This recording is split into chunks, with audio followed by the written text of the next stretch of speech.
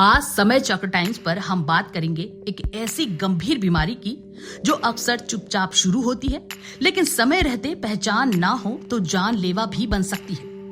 मुख कैंसर यानी कि ओरल कैंसर।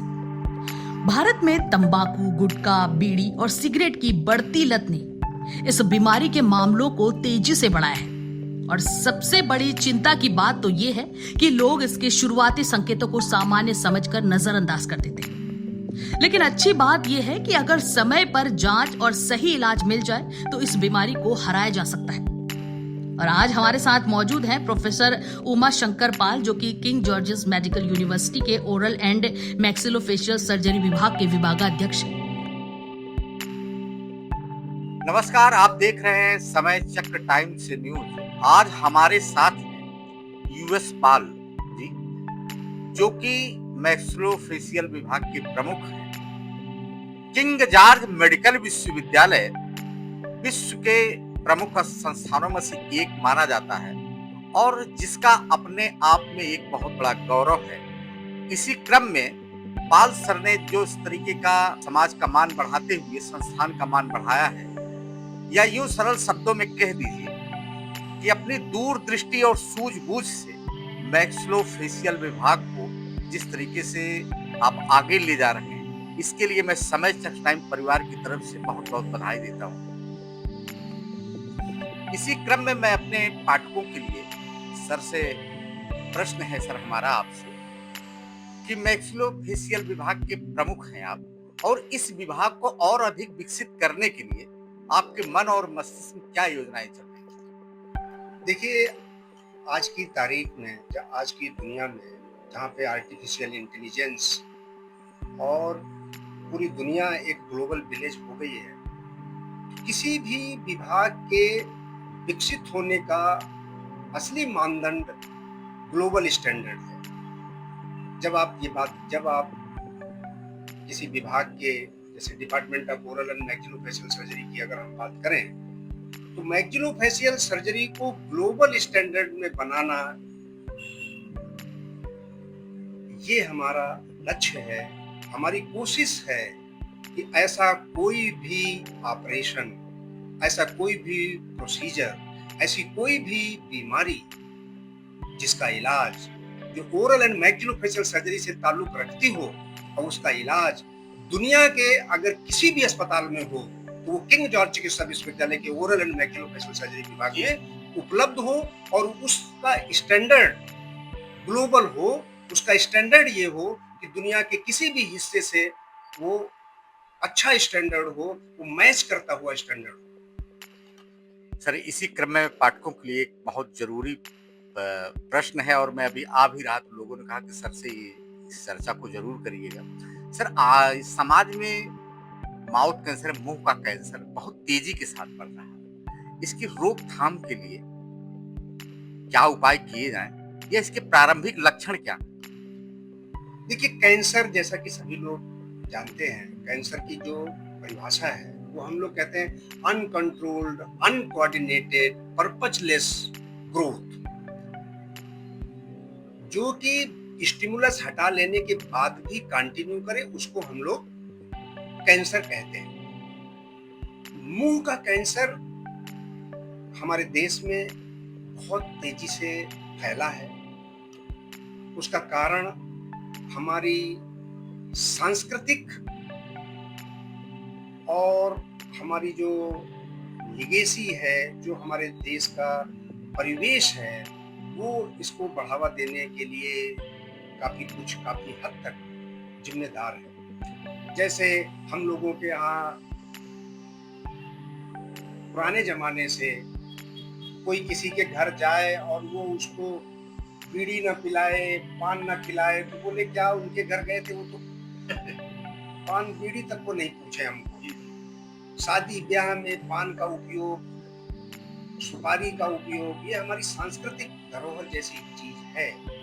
लेकिन ये सांस्कृतिक चीजें ये कब बीमारी बन गई, ये समझने की जरूरत है।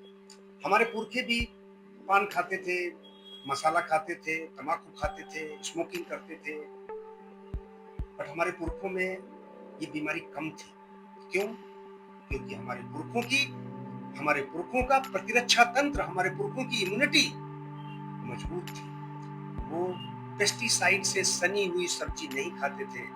वो उनका खान पान बाजार से कम, घर से ज्यादा था। आज चीजें बदली, वातावरण बदला, पेस्टिसाइड का यूज बढ़ा, दवाओं का उपयोग बढ़ा, मिलावट बढ़ी। तो वही चीजें जिनको लोगों ने पूरी जिंदगी, जिन लोगों ने तंबाकू खाई उनको कैंसर नहीं हुआ, आज 25 साल के बच्चे, 30 साल के नौजवान मुंह के कैंसर से ग्रसित होकर हमारे पास आ रहे हैं और ओरल कैंसर के लोड को देश में बढ़ा रहे हैं। तो मैं ये कहना चाहूंगा कि कभी ये मत सोचें कि पिताजी तंबाकू खाते थे, दादाजी तंबाकू खाते थे, दादी सुपारी खाती हैं, उनको कैंसर क्यों नहीं हुआ। आपको ये सोचने की जरूरत है कि वो तंबाकू तो खाते ही थे, लेकिन उसके साथ जो वो दूध खाते थे, जो रोटी खाते थे, जो उनके जीने का तरीका था, वो सुबह सुबह चाय नहीं पीते थे, वो सुबह भी कुछ और खाते थे। उनकी डाइट, उनका तरीका, उनका रहन सहन, उनका शारीरिक श्रम ने उनको बचाए रखा कि वो तंबाकू भी खाते रहे और उनको कैंसर नहीं हुआ। आज जो मानव जाति है, वो चाहे हमारे देश की हो या दूसरे देशों की हो, आज हम लोग बहुत आराम की जिंदगी जी रहे हैं। आज लोगों ने इतना रिसर्च कर ली है, इतना चीजें हो गई हैं कि मानव जीवन बहुत आसान हो गया है। लेकिन जब चीजें आसान होती हैं तब अनुशासन का रोल और ज्यादा बढ़ जाता है। आज हम सबको अनुशासित होने की जरूरत है, हमको बुरी आदतों से बचने की जरूरत है, हमको ये जानने की जरूरत है कि किन चीजों से हम स्वस्थ रह सकते हैं, किन चीजों से हम स्वस्थ नहीं रह सकते हैं, कौन सी चीजें ऐसी हैं जो हमारे स्वास्थ्य के लिए लाभकारी नहीं है। सर, इसी क्रम में सरकार और संस्थान के द्वारा कुछ अभियान चलाए जा रहे हैं जो कि इस तरीके की चीजें ना हो, इसके बारे में सर आज है। देखिए, एक बात मैं आपको बताऊं, आज ये ऐसा कुछ हो गया है कि हर आदमी ये जानता है कि ओरल कैंसर का मतलब सुपारी, तंबाकू, पान मसाला, बीड़ी सिगरेट, इसमें किसी को कोई संशय नहीं। तो शिक्षित करना आज के डिजिटल युग में बहुत आसान हो गया है। सोशल मीडिया, डिजिटलाइजेशन इत्यादि ने, और शिक्षा के स्तर भी बढ़ा है। इन सब ने ये सिखा दिया है कि भाई बीमारी तो पान मसाला, बीड़ी सिगरेट, स्मोकिंग से ही है। लेकिन एक परेशानी है। परेशानी ये है कि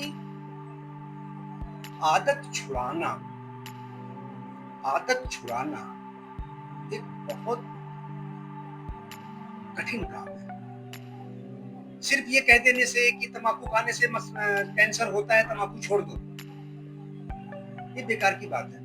आपको बताने की जरूरत नहीं है। खाने वाला ऑलरेडी जानता है कि तंबाकू खाने से, पान मसाला खाने से, बीड़ी सिगरेट पीने से मुंह का कैंसर होता है। सरकारें प्रयास कर रही हैं, समाज प्रयास कर रहा है, ऑर्गेनाइजेशंस प्रयास कर रहे हैं, इंस्टीट्यूशंस लगे हुए हैं।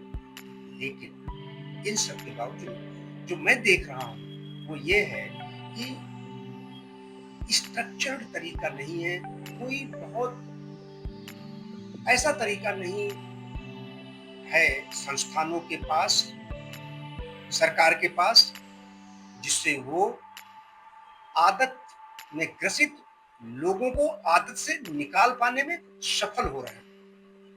हमको जरूरत है, लोगों को, सरकारों को जरूरत है लोगों को ट्रेन करने की, लोगों को सिखाने की कि आदत छुड़ाने का ये तरीका होता है। तंबाकू छुड़ाने का, देखिए तंबाकू छुड़ाना के कई तरीके हैं। काउंसलिंग करी जाती है, समझाया जाता है, दवाएं आती हैं, कुछ और तरीके होते हैं जिनसे जो लोग पान मसाला, बीड़ी सिगरेट छोड़ते हैं तो उनको कुछ परेशानियां डेवलप होती हैं, उनसे लड़ने में, उनको मैनेज करने के लिए कुछ तरीके होते हैं। तो इंटीग्रेटेड वे में ये सारी चीजें एक प्लेटफॉर्म पे होनी चाहिए कि लोग काउंसलिंग भी करें, लोग दवा देने में भी सक्षम हो, लोग जो छोड़ रहे हैं, उनको जो परेशानी हो रही है उसको मैनेज कराने में सक्षम हो, तब जाके हम मसाला छुड़ा सकते हैं। मैं ये कहता हूँ, मेरा ये मानना है कि ये एक ऐसा तरीका है जिसमें घर में छोटे बच्चे से लेके पत्नी, दोस्त, स्कूल और जहाँ ऑफिस में बंदा काम करता है, उस ऑफिस का अधिकारी, उस ऑफिस के साथी, सरकार और आपके जो नेता, अभिनेता, इन सब का जब इंटीग्रेटेड वे में कोई प्लेटफॉर्म बने, कुछ ऐसा सिस्टम डेवलप हो, तब जाके कहीं हम तंबाकू को छुड़ाने में सफल हो सकते हैं। नहीं तो सिर्फ कहने से, सिर्फ मीडिया पे प्रचारित होने से कुछ फायदा हो नहीं रहा है। अगर हो रहा होता तो कैंसर का इंसिडेंस इतना ज्यादा नहीं बढ़ता। कैंसर, मुंह का कैंसर दिनों दिन बढ़ता जा रहा है। आज की तारीख में हमारे देश में लगभग 1.25 लाख नए मुंह कैंसर के केसेस आ रहे हैं। तो जरूरत इस बात की है कि प्रभावशाली तरीके से लोगों को पान मसाला, बीड़ी, सिगरेट छुड़ाने के तरीके संस्थानों में डेवलप किए जाएं, सरकारी तौर पे इम्प्लीमेंट हो, और जो कानून है कि पान मसाला, बीड़ी, सिगरेट ये स्कूलों की इतनी दूर की परिधि में नहीं बिकना चाहिए, जो भी कानून इससे संबंधित बने हैं, उन कानूनों को रोकने के लिए जो एजेंसियां हैं वो उनको सफल तरीके से लागू करें। सर, कुल मिला के कहना आपका ये है कि स्वयं पे नियंत्रण रखिए, वही स्वयं का अनुशासन ही होगा। सर, इसी क्रम में मैं अगला प्रश्न अपने पाठकों के लिए करूंगा, क्योंकि आपका समय भी कम है। सर, इतनी लंबी सेवा आपकी हो चुकी है संस्थान में, अन्य जगहों पर आप रह भी चुके, स्टूडेंट लाइफ से लेके अभी तक के बीच कोई यादगार पल होगा जो आपके जीवन में एक महत्वपूर्ण घटना से लगे कि मेरे जीवन में कुछ ऐसी है कि वो हमारे पाठकों को बताएं।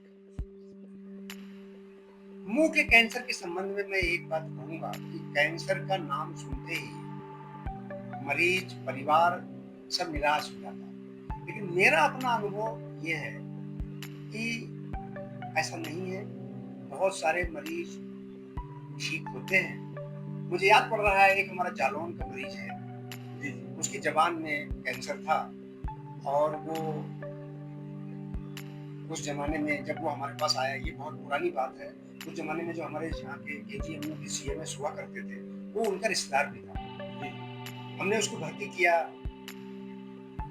ऐसा हम लोगों को था कि ये एडवांस कैंसर है।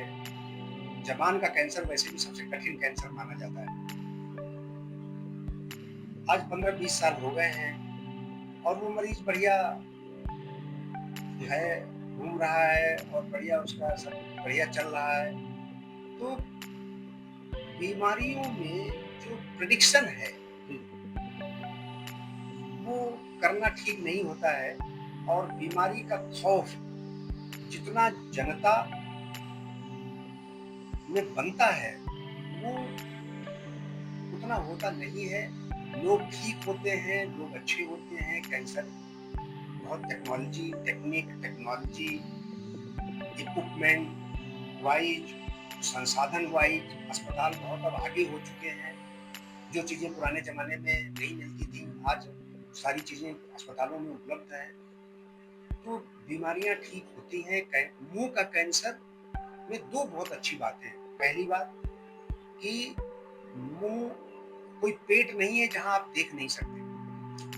मुंह एक ऐसी चीज है जिसको आप शीशे में देख सकते हैं। मैं यही कहना चाहूंगा कि अपने मुंह को खुद एग्जामिन करना सीखें, गाल अपना देखना सीखें, जबान अपनी देखनी सीखें, दांत अपना देखना सीखें, मसूड़ा अपना देखना सीखें।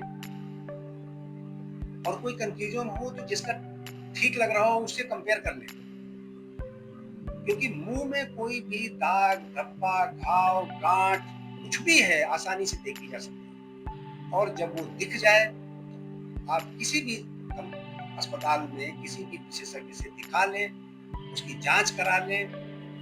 और ये बात दिमाग में बिल्कुल मत लाएं कि इस नाम की बीमारी है तो ये ठीक नहीं होगी, उस नाम की बीमारी है तो वो ठीक नहीं होगी। ऐसा कुछ नहीं है। सारी बीमारियां ठीक होती हैं और काफी वेरिएशन होता है। अगर ऐसा ना हो तो मेडिकल की जर्नी इतनी लंबी ना बनाई जाए, लोगों को 10-10 साल ट्रेनिंग ना दी जाए। तो नीम हकीम के चक्कर में मत पड़े, कन्फ्यूजन के चक्कर में मत पड़े। अपने भाग्य पे, अपने भगवान पे, अपने ऊपर भरोसा रखें और सही तरीके से जो इलाज है वो सही जगह पे कराएं। ओरल कैंसर पूरी तरह से ठीक होने वाली बीमारी है अगर मरीज जल्दी डॉक्टर के पास पहुंचे। बहुत अच्छा आपने सर प्रश्नों का उत्तर सटीक ढंग से दिया। इसी क्रम में सर एक और प्रश्न है और आप बहुत अस्पष्टवादी हैं ये सुन कर के और मिलने से भी ये पता चला कि वास्तव में आप अस्पष्ट बोलते हैं। सर जो आज की घटनाएं संस्थान हो या प्राइवेट संस्थान हो, जो भी जैसे भी हैं, उनमें एक अधिकतर देखा जा रहा है कि डॉक्टर्स और पेशेंट के बीच बेहतर संबंध कम ही मिल रहे हैं। आपकी नज़र में वो किस तरीके से और किए जाएँगे जो बेहतर समन्वय स्थापित हो? इसमें आपके निजी विचार क्या हैं? क्योंकि मैं डॉक्टर हूं तो मैं डॉक्टरों से ही शुरू करूंगा। डॉक्टर बनाने की प्रक्रिया में संस्थानों ने एक कमी रखी है, तो ये कि डॉक्टर बनाने के साथ साथ एक अच्छा आदमी भी बनाना चाहिए। एक मानवीय संवेदनाओं से युक्त चिकित्सक बनाने में कहीं न कहीं हम लोग जो हैं, कहीं न कहीं असफल हो रहे हैं। और हम लोगों पे जो हमारे चिकित्सक हैं, जो हम डॉक्टर्स लोग हैं, इसमें कहीं न कहीं कुछ न कुछ कमी हम लोगों के लेवल पे भी होने का पूरा गुंजाइश है कि कहीं कुछ कमी हो। इसके अलावा ये एक फैक्टर है। इसके अलावा जो बड़ी परेशानी है वो ये है कि समाज बदल रहा है, समाज बदला है, समाज में व्यवसायीकरण आया है। कानून ने भी करीब-करीब चिकित्सा को एक व्यवसाय के दर्जे में ला के खड़ा किया है, जो कि पूरी तरह से गलत है। चिकित्सा व्यवसाय है, लेकिन मानव सेवा का व्यवसाय है। सेवा के व्यवसाय को सिर्फ व्यवसाय कह देना पूरी तरह से ठीक नहीं है। तो मैं ये कहूँगा कि चिकित्सकों को जो संस्थान पैदा कर रहे हैं, जो हम लोगों का पढ़ने का तरीका है, जो सीखने का तरीका है, वहाँ पे सुधार की ज़रूरत है। ऐसे डॉक्टर पैदा किए जाएँ जिनमें मानवीय संवेदनाएँ हों। सरकारों को अपने कानून में ये सोचना पड़ेगा कि कानून का पालन कराने वाली एजेंसी है, उनको ये मानना पड़ेगा कि सेवा का व्यवसाय है और ये ऐसा व्यवसाय है जिसमें भी असफल होने की पूरी गुंजाइश होती है। तो असफलता को लापरवाही ही ना माना जाए। और जो तीसरा है कि भई समाज समाज को भी ये मानना पड़ेगा कि डॉक्टर आप ही के हैं, आप ही के बीच से आए हैं, आप ही ने उनको कक्षा 1 से 12 तक पढ़ाया है, समाज के शिक्षकों ने ही उनको पढ़ा के भेजा है, आपका हिस्सा है वो। और गारंटीड इलाज की जो उम्मीद समाज करता है, वो उम्मीद करना ठीक नहीं है। अगर ऐसा होता तो कोरोना में बहुत सारे डॉक्टर नहीं मरे होते, बहुत सारा नुकसान चिकित्सकों का जो कोरोना में हुआ नहीं हुआ होता। इसका मतलब ये है कि चिकित्सा क्षेत्र ऐसा क्षेत्र है जहाँ पर बहुत जटिलताएं हैं, बहुत कॉम्प्लिकेशंस होते हैं और कई बार ये चिकित्सकों के हाथ में नहीं होता है। तो नक्सल में सभी लोगों को सुधरने की जरूरत है, कानूनी एजेंसियों को सुधरने की जरूरत है। कानून की एजेंसियां ये मान के चले चिकित्सक सिर्फ चिकित्सा कर सकता है, वो वकील नहीं हो सकता। जी। ऐसा ना करें कि हर चिकित्सक को, हर चिकित्सा संस्थान को एक वकील अपने पास बैठाना पड़े। तो उससे बचाने का जिम्मेदारी सरकारों की है कि चिकित्सा के व्यवसाय को वकालत के व्यवसाय से थोड़ा अलग बचा के रखें और डॉक्टरों को भी अपने व्यवहार में, अपने कर्तव्यों में ये सीखना पड़ेगा कि बहुत संवेदनशील मानवीय सेवा का बिजनेस है, मानवीय सेवा का ये व्यवसाय है। और समाज को भी ये ध्यान रखना पड़ेगा कि ना तो सारे डॉक्टर एक जैसे होते हैं और ना सारी बीमारियों को ठीक होने का चिकित्सा की किताबों में लिखा होता है। बहुत सारी जगहों पे ऐसा लिखा होता है कि बीमारी ठीक नहीं होगी, थोड़े दिन तक मरीज को सर्वाइवल हो जाएगा। जी सक्सेसफुल सर्वाइवल की बात, जैसे ओरल कैंसर की बात करें तो कई बार किताबों में लिखा जाता है कि सक्सेसफुल सर्वाइवल।